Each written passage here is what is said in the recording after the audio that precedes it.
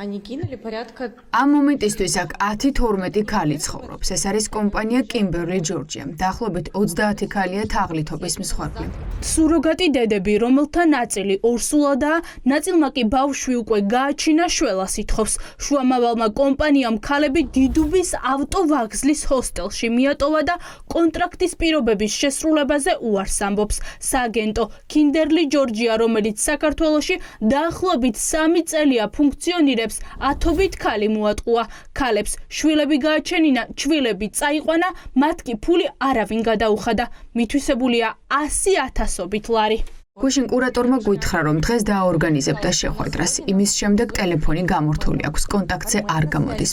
16 იანვარს გადამიხადეს ბოლო ხელფასი. 21 თებერვალს გავაჩინე, 24-ში გამომწერეს. საბოლოო დოკუმენტები უნდა გაფორმებულიყო ერთ კვირაში, მაგრამ დროს გვიწელავდნენ, რომ 21 დღე სჭირდებოდა. ჩვენ საელჩოებშიც ვიყავით, მაგრამ არანაირ ინფორმაციას არ გვეძლევენ ბიოლოგიურ მშობლებზე.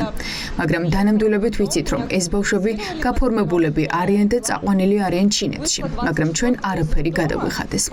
ვარ რუსეთიდან, არიან შუა აზიის ქვეყნებიდანაც და არიან საქართველოს მოქალაქეებიც. გუშინდელი ინტერვიუს ნახვის შემდეგ მოვიდა კრიმინალური პოლიცია და ძიება დაიწყო. თბილისის ჰოსტელში გამოკეტილი ქალები დუმილს არღვევენ. დღეს მთელი დღის განმავლობაში ქალაქის მთავარ სამმართველოში გამოკითხვების სერია მიმდინარეობს. დაზარალებულები ამბობენ, რომ მათ დაპირებული თანხის მცირე ნაწილი ჩაურიცხეს. ბოლოს კი უთხრეს, რომ კომპანია გაკოტრდა და ყველა გაუჩინარდა. 20 მაისს დავიწყე თანამშრომლობა. შუამავლისგან, რომელიც აქებდა, რომ კარგი კომპანიაა. პირდებოდნენ, რომ კარგად გადამიხდიდნენ. დაახლოებით 1 წელი გავატარი აქ. ვიმშობიარე, მაგრამ დღემდე არაფერი გადაუხდიათ. 1 იანვარს გავაჩინე ტყუპი გოგოები, მაგრამ დღემდე არავის არაფერი მოუწია. ორსულობის პერიოდში მიხდიდნენ $400. კომპანიის კურატორმა სოფომ გითხრა, რომ კომპანია გაკოტრდა და რაც გინდათ ის ქენით, ვერ გადაგიხდით ვერაფერსო. პოლიციაშიც ვიყავი, შრომის ინსპექციაში და მხოლოდ ინტერვიუს გასვლის შემდეგ მოვიდნენ. ჩემთვის პირადად უნდა გადაეხადათ $20,000. როცა აღმოვაჩინე, რომ მატყუებდნენ, ჩემით დავუკავშირდი ბიოლოგიურ მშობლებს. მათ მითხრეს, რომ მშობიარობის შემდეგ მომენტალურად $50,000 გადაიხადეს კომპანიაში. ჩემნაირ მდგომარეობაში დაახლოებით 30-მდე გოგონა.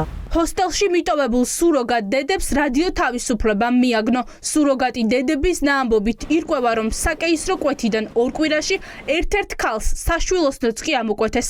სუროგატი დედები დახმარებას ითხოვენ.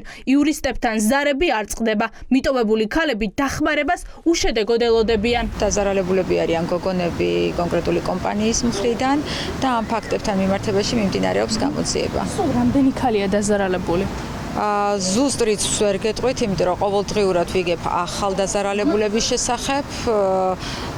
დაახლოებით 40-ზე მეტი იქნება, ვინც უკვე გააჩინა ბავშვები და 75-მდე მომლოდინეა ასევე ვინც გააჩენს. ეს გოგონები ცხოვრობდნენ ინდივიდუალურად სხვადასხვა ლოკაციებზე, ბინებში, თუმცა იმის გამო, რომ კომპანიამ არ გადაიხადა შესაბამისი ანაზღაურება ყოველთვიური ქირის შესთავაზა ეს ჰოსტელი და ესენიც დათანხმებინაიდან სხვა გამოსავალი მათ არ ჰქონდათ. დანაშაულში მხილებული კომპანიის დამფუძნებლები მიმალვაში არიან. სააგენტოს იურისტი კი ამტკიცებს, რომ ხელმძღვანელი პირები მზად არიან სუროგატებს დავალიანება დაუფარონ, თუმცა როდის ეს უცნობია. რაღაც ნაწილი, ოღონდ მცირედი აღებული აქვს აღნიშნულ პიროვნებებს. ეს ასევე ეთიკა რაც ამ ორგანიზაციაში მუშაობ და ასაღები აქვს თანხები. არასოდეს დაკავშირებით ინფორმირებულია და ბუნებრივია ის როგორც დამფუძნებელი ასევე დირექტორმა. დიახ. ასევე აღნიშნული ინფორმაცია როგორც ჩემთვის არის ცნობილი მიაწოდა შინაგანსა და სამეცნიერო შესაბამის სამსახურებს და ასევე მზაობას გამოწვევს საფრთხეს იოსთან დაკავშირებით რომ გადაიხადოს აღნიშნული თანხები. ჩნდება კითხვა, ვინ აკონტროლებს შუამავალი კომპანიების საქმიანობას, რომელიც სუროგატ დედებს, ხელშეკრულებებს უფორმებს და შემდეგ ბედის ანაბარატოვებს. ირკვევა, რომ საქართველო სავარაუდო თაღლითების მიმზიდველია და აქ მათი მოწვევით სუროგატი დედები პოსტ საბჭოთა ქვეყნებიდან ჩამოჰყავთ.